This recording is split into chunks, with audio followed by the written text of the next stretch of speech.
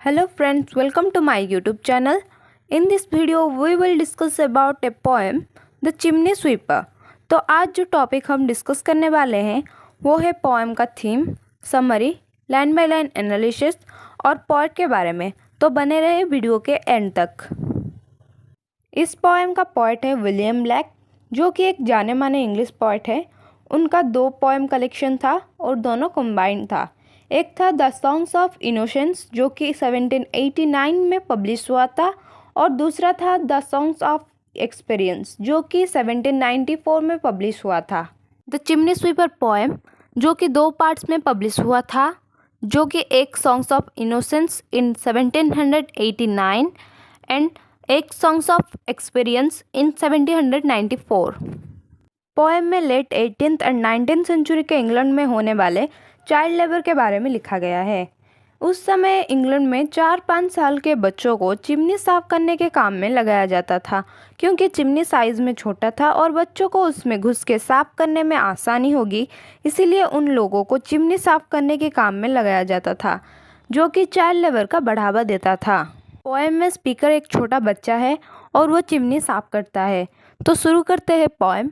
When my mother died, I was very young, and my father sold me while yet my tongue.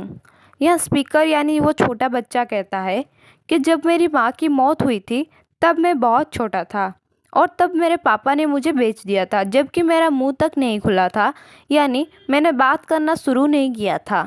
Could scarcely cry, weep, weep, weep, weep, so your chimneys I sweep, and in suit I sleep.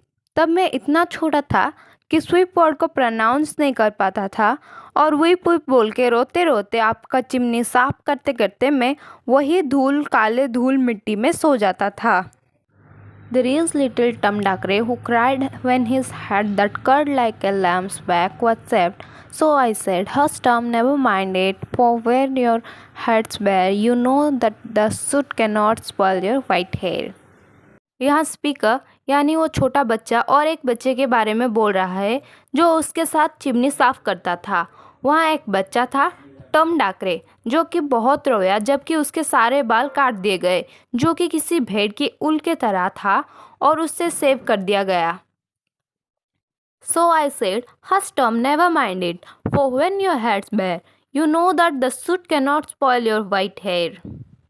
फिर speaker Tom को समझाने के लिए बोलते हैं कि शांत हो जाओ और उसे बहकाने के लिए बोलते हैं कि जब तुम्हारा सर गंजा हो जाएगा तो अच्छा ही होगा, क्योंकि काले धूल मिट्टी तुम्हारे सफ़ेद सफ़ेद बालों को ख़राब नहीं कर पाएंगे।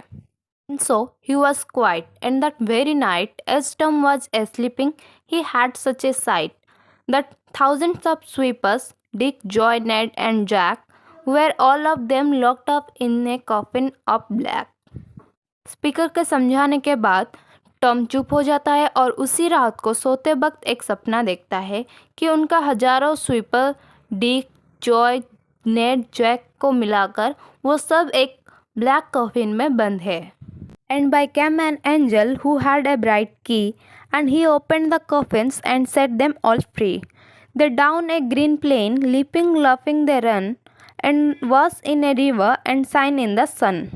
फिर वो देखता है कि एक एंजल आता है और एक चमकीला चाबी के साथ सारे कॉफिन्स खोल देता है, सब फ्री हो जाते हैं। फिर वो सब एक ग्रीन ग्राउंड में पहुंचते हैं और वहाँ हंसते खेलते दौड़ते हैं। फिर वहाँ एक नदी होता है, वहाँ सब नहा धोकर साफ़ हो जाते हैं और धूप में चमकने लगते हैं। चिमनी साफ़ करते हुए लगा हुआ धूल मिट्टी सब साफ़ हो जाता है। Then naked and white, all their bags left behind, their eyes upon clouds and sport in wine. And the angel told Tom, if he would be a good boy, he would have God for his father and never want joy. नहाने के बाद वो धूप में नंगा साफ होकर चमकते हैं। उनका जो बैग्स होता था चिमनी साफ करते समय वो उन्होंने पीछे छोड़ दिया था। बैग्स यहाँ उसे भी कहा जा सकता है कि जो जिम्मेदारी का बोझ होता था उनके कंधे पे, कुछ समय के लिए उन्होंने उसे पीछे छोड़ दिया है और भूल गए हैं। They rise upon clouds in the sport in the wind. आज वो क्लाउड के साथ उठे हैं और हवा के साथ खेल रहे हैं। And the angel told Tom, if he would be a good boy, he would have God for his father and never want joy. फिर वो एंजल टॉम को बोलता है कि अगर वो अच्छा बच्चा बनेगा तो गॉड उसके फादर होंगे और वो हमेशा खुश रहेगा, उसे खुशी ढूंढने की ज़रूरत नहीं पड़ेगी। And so Tom awoke and we rose in the dark and got with our bags and our brushes to work. फिर स्पीकर बोलता है कि फिर टॉम उठ गया और हम सब वही अंधेरे में जागे और बैग्स पकड़ा दिए गए काम पे लगने के लिए। Though the morning was cold, Tom was happy and warm, so if all do their duty, they need not fear harm. और उस दिन सुबह ठंड था और टॉम भी हैप्पी एंड वार्म था। फिर स्पीकर रीडर्स को एक लेसन देते हुए कहते हैं कि अगर आप अपना काम ठीक से करते हो तो किसी हार्म से डरने की ज़रूरत नहीं है। तो पोएम यहाँ ख़त्म होता है। पोएम का मेन थीम ये था कि late 18th and 19th century के social background of England, child labour, social cruelty and childhood exploitation.